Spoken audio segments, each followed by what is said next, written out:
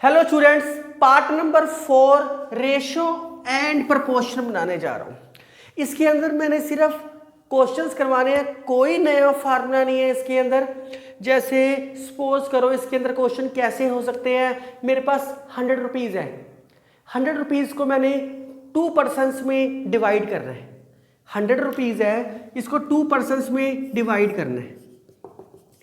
एक पर्सन को मैंने 40% पैसे देने हैं, एक पर्सन को मैंने 60% पैसे देने हैं। तो ये क्वेश्चन इजी बताया है। 40% क्या आएगा 40 रुपीज़, बी क्या आएगा 60, दोनों का सम 100। तो ये तो सिंपल था। अब थोड़े से अलग तरीके के आएंगे। 3:5 मैंने 100 रुपीज़ लिया, 98 रुपीज़ आ जाएगा। 98 का 40% निकालना पड़ेगा। तो इसके मैं आपको दो मेथड सिखाऊंगा। पूरे कॉन्सेप्ट के दो मेथड्स हैं, आपकी मर्जी है जो आपको मेथड पसंद आए। सारे क्वेश्चन उसी से एक ही मेथड से करने हैं, क्योंकि ये सारा कॉन्सेप्ट क्या है रेशो का। रेशो की डेफिनेशन आपको फुल फ्लेज क्लियर है कि रेशो क्या होता है, कंपैरिजन बिटवीन टू क्वांटिटीज। जैसे मैंने एक सर्कल लिया था डेफिनेशन में, शेडेड एरिया किया था, आंसर क्या आया था 1/4। एक शेड एरिया टोटल पार्ट्स में से, तो ये कंपैरिजन हो गया, एक ही सर्कल के कंपैरिजन हो गए 2 पार्ट्स में। तो रेशो की डेफिनेशन यही करवाई है मैंने आपको। दो जो मेथड है, एक मेथड है सम ऑफ रेशो वाला मेथड है, एक दूसरा जो मेथड आपको आएगा वो है एक्स मेथड। तो जो मेथड आपने अप्लाई करना है वो कर सकते हो, मैं दोनों तरीकों से आपको करवाऊंगा।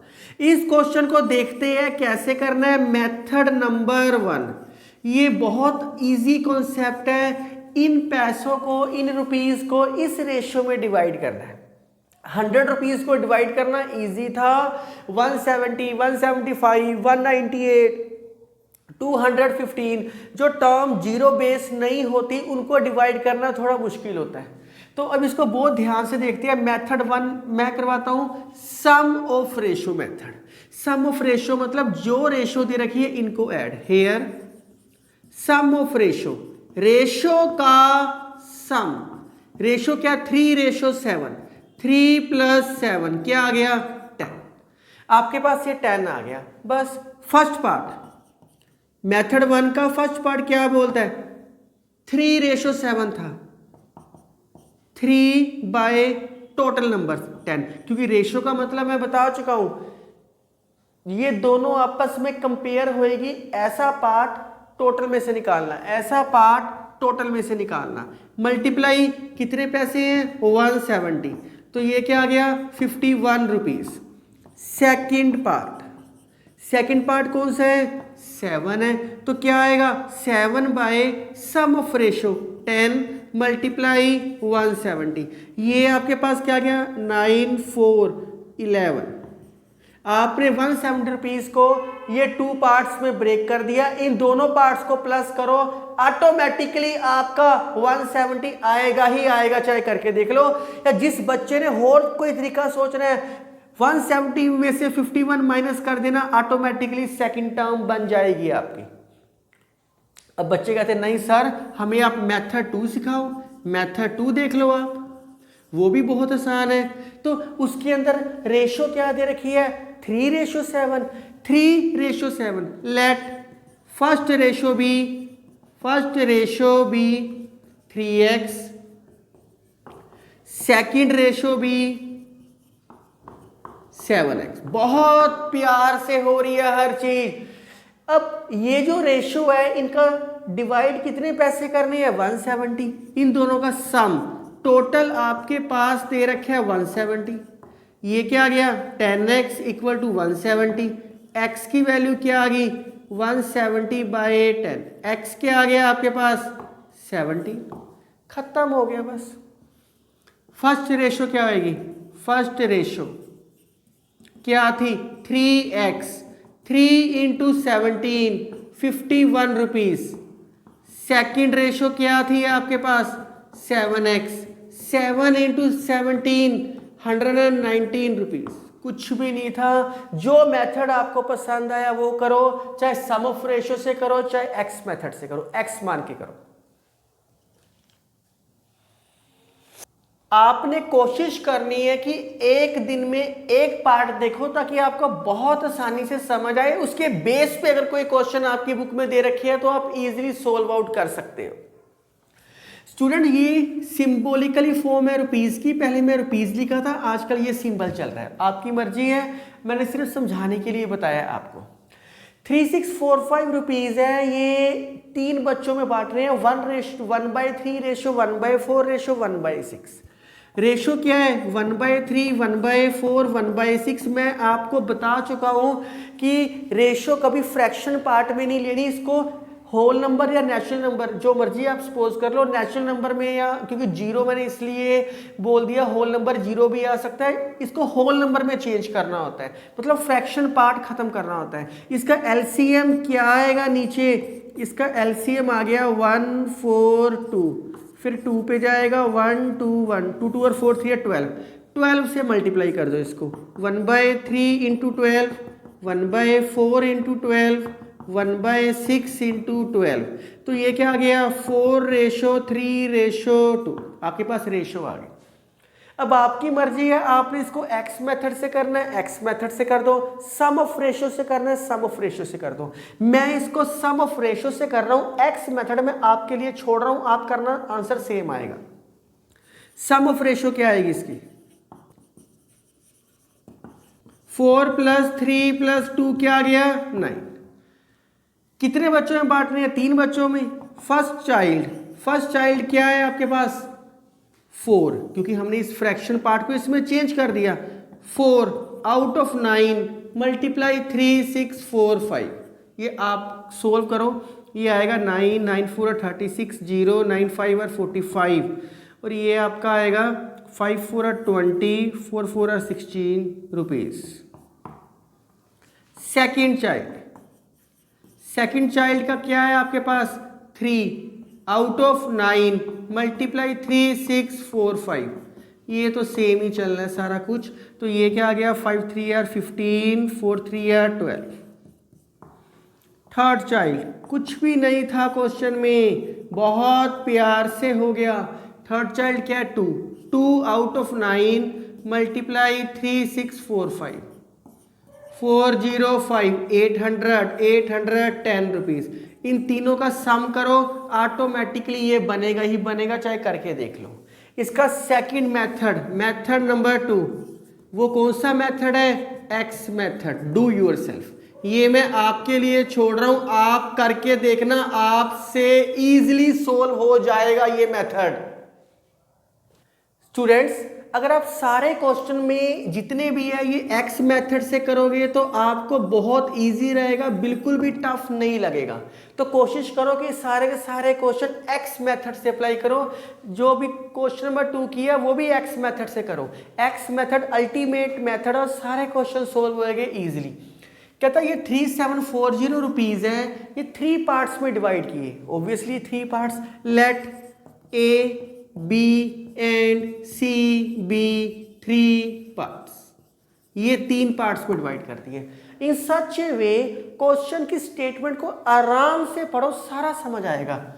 Half of the first part का हाफ, 1/3 ऑफ सेकंड पार्ट का 1/3, मतलब multiply 1/3, 1/6 of the third part, 1/6 से मल्टीप्लाई आर इक्वल, इनको इक्वल कर दिया। तो इस क्वेश्चन को हम एक्स मेथड से करते हैं, इक्वल टू एक्स सपोज कर लो। पहले वाले को एक्स के इक्वल करो, सेकंड वाले को एक्स के इक्वल करो, थर्ड वाले को एक्स के इक्वल करो। a/2 को एक्स के इक्वल किया, b/3 को एक्स के इक्वल किया, c/c को एक्स के इक्वल किया। अब मैं ऐसे करता हूँ, सारे के सारे क्वेश्चन आपको एक्स मेथड से सिखाता हूँ ताकि आपको मुश्किल ही ना आए। a की वैल्यू क्या आ गई आपके पास? 2x, b की वैल्यू क्या आ गई? 3x, c की वैल्यू क्या आ गई? 6x। अब इसमें मल्टीप्लाई किया, सारी की सारी चीजों को इस रेशो में मल्टीप्लाई किया। रेशो से करना चाहो तो आप रेशो से भी कर सकते हो इसको। अगर रेशो से करोगे तो कैसे लिखोगे? 2:3:6, 2/9 और 2 11 मल्टीप्लाई 3740, 3 33 3 44 40, तो क्या आ गया 0 4 2 8 680। अगर अब चाहो तो आप इसको रेशो से भी कर सकते हो, इसके बाद इसको आपने एक्सपोज नहीं करना, ना करो तो ये 2 आ जाएगा, ये 3 आ जाएगा, 6 आ जाएगा, रेशो से कर लो। पर मैं आपको एक्स मेथड से सिखाऊंगा, ये रेशो से करना चाहो तो ये करके देखना, सेम आंसर आएगा। तो ये इन सारों का सम किसके इक्वल है 3740 ए प्लस गिवन है स्टेटमेंट में, क्योंकि इन्हीं को डिवाइड करना है ना आपने, गिवन है स्टेटमेंट में a plus B plus C equal to 3740, 2x plus 3x plus 6x equal to 3740, 9 और 2 11, 11x 3740, x की वैल्यू क्या आएगी, ये आएगी 340, बस सेम वही कहानी होगी। तो a आपके पास क्या दे रखे हैं 2x, 2 इंटू 340 680 रुपीज़, b क्या दे रखे हैं 3x, c क्या दे रखे हैं 6x, 3 इंटू 340 कर लो, 6 इंटू 340 कर लो, ये सारों का सम ऑटोमेटिकली ये बनेगा ही बनेगा। पर जिस बच्चे ने अगर मेथड 1 अप्लाई करना है रेशो, तो 2:3:6 आ गया ना, इसको लिख सकते हैं 2x ratio 3x ratio 6x, x x x cutting होगी, यूनिट्स कट हो जाते हैं, मैंने आपको बताया था। तो ये उसके बाद तो आप कर ही सकते हैं। इस क्वेश्चन को भी स्टूडेंट्स आप एक्स मेथड से करते हैं, क्योंकि इसमें डबल रेशो दे रखी है, एक मंथली पॉकेट मनी दे रखी है, एक एक्सपेंडिचर दे रखे हैं। तो अगर डायरेक्ट करने की कोशिश करोगे तो आप कंफ्यूज हो जाओगे, तो आप पूरा का पूरा टॉपिक एक्स मेथड से ही करो। तो एक्स मेथड से कैसे इसको सोल्व करेंगे, monthly pocket money of Ravi and Sanjeev are in the ratio this, let monthly pocket money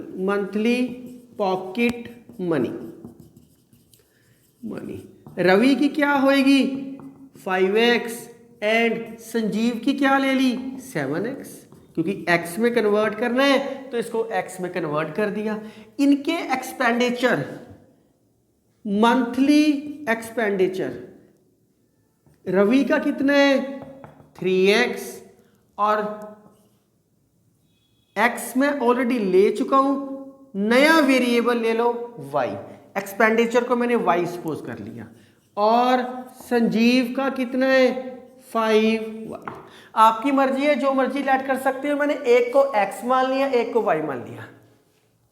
suppose करो मेरे पास 100 रुपीज है, मेरे पास टोटल 100 रुपीज है जो मेरी पॉकेट मनी है, उसके अंदर से मैंने 70 रुपीज खर्च कर लिए, मैंने उसके अंदर से 70 रुपीज़ खर्च कर लिए, मेरा एक्सपेंडिचर हो गया जितना भी है 70 रुपीज़ खर्च कर लिए। मेरी सेविंग कितनी हुई 30 रुपीज़ हुई। वो कैसे किया, 100 माइनस 70 इक्वल टू 30 किया। वो सिंगल पर्सन था, अब ये डबल पर्सन आ गए, तो इसके अंदर क्या होएगा, देयरफॉर इक्वेशंस कौन सी आ गई, कितने रुपए वो सेव कर रहा है 80 रुपीज़।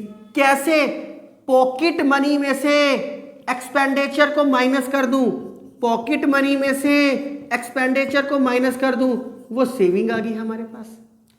पॉकेट मनी में से एक्सपेंडिचर को माइनस कर दूं दोबारा संजीव के लिए, तो वो हमारे पास क्या होगी, सेविंग आ गई। तो पॉकेट मनी भी नहीं पता कितनी है, एक्सपेंडिचर भी नहीं पता हमारे पास कितना है, इसलिए हमने इसको 2 वेरिएबल्स में कन्वर्ट किया। अब तो इजी है, अब तो साइमल्टेनियसली सोल्व करनी है इक्वेशन जो आप करके आए हो, 35x माइनस 21y 560, तो ये 35x minus 25y equal to 400। वैसे हमें ना y निकालने की ज़रूरत नहीं है, पर कोई बात नहीं, हम निकाल देते हैं 160, तो y की वैल्यू क्या आ गई 40। y की वैल्यू किसी भी इक्वेशन में पुट कर लो, 5x minus 3 into 40 is equal to 80, तो 5x equal to 80 plus 120, 5x equal to 200, x क्या आ गया 40। y निकालने की जरूरत क्यों नहीं है, क्योंकि हमें फाइंड क्या करना है, monthly pocket money. Monthly pocket money को मैंने क्या लेके चला हूं, x में लेके चलूं, तो y की जरूरत ही नहीं थी। आपकी मर्जी है, आप डायरेक्ट x में निकाल सकते हो। देयरफॉर रवि की क्या आएगी 5 इंटू 40 200 रुपीज। और संजीव की क्या आएगी 7 इंटू 40 280। बच्चे लास्ट में ना वैल्यूज लिखना भूल जाते हैं, वैल्यूज जरूर लिखनी है आपने। वर्क डन का फार्मूला बेसिकली करके आए हो आप, बहुत सारे क्वेश्चंस करके आए हो कि एक बंदा एक काम को इतने दिन में करता है, तो 20 डेज में 10 बंदे कितना काम करेंगे, या 20 डेज में एक बंदा कितना काम करेगा। तो वो क्या करता है, जितने पर्सन्स हैं मल्टीप्लाई जितना काम हुआ है। तो वैसे ही इसके अंदर है वर्क डन है x-3 मैन है इन 2 + 1 x डेज में करते हैं, मतलब x-3 मैन 2x + 1 डेज में काम करते हैं। दूसरे काम को 2x + 1 मैन x + 4 डेज में करते हैं। अगर आप स्टेटमेंट नहीं पढ़ोगे तो आपको क्वेश्चन टफ लगेगा। स्टेटमेंट देख के डरना नहीं है, बहुत आसान है। कहता है इतने मैन इतने दिनों में काम कर रहे हैं, फिर 2x + 1 मैन इतने डेज में काम करेंगे। x में डरना थोड़ी है, यहाँ पे 5 मैन 15 डेज, 3 मैन 20 डेज, ऐसे भी कुछ मान सकते हो आप। आर इन द रेशो, ये रेशो क्या दे रखी है 3:10, ये गिवन है स्टेटमेंट में। x फाइंड करना है, ये क्या आएगा x-3 2x + 1, रेशो को डिवाइड में लिखते हैं 2x + 1/x + 4, ये क्या आएगा 3/10, कटिंग हो गया। x-3 x + 4/3/10, क्रॉस मल्टीप्लाई कर लो आप इनको। कुछ भी नहीं था फार्मूले में, आप मेरे साथ बने रहो, आपको हर कॉन्सेप्ट हर चीज आपको इसी चैनल के ऊपर मिलेगी, किसी भी क्लास का हो। पर आप मुझे कमेंट करो कि आपको कौन से टॉपिक पे वीडियो पहले चाहिए, और लाइक करो, क्योंकि आपका जो लाइक है मेरी मोटिवेशन पावर को बहुत इंक्रीज करता है। तो ये क्या आ गया 7x = 42, x की वैल्यू क्या आ गई 6। उसने यही कहा था x की वैल्यू फाइंड आउट करो, इसके अलावा कुछ भी नहीं कहा था। तो ये वर्क डन क्या होता है, जितने मैन कितने डेज में काम कर रहे हो तो मल्टीप्लाई होता है work done. Work done persons multiply days, work done आप बचपन से करते आ रहे हो, छोटी क्लास से। तो इस पार्ट में इतना ही क्वेश्चन है, इतना ही कॉन्सेप्ट है, डिवाइड किया है काम को वगैरह समथिंग। अगर इसके अलावा कोई क्वेश्चंस है आपकी बुक में दे रखी है तो आप इजीली सोल्व आउट कर सकते हो। मैं इसके प्रैक्टिस क्वेश्चन भी नहीं लिख रहा। तो stay connected and enjoy mathematics. Thank you, take care.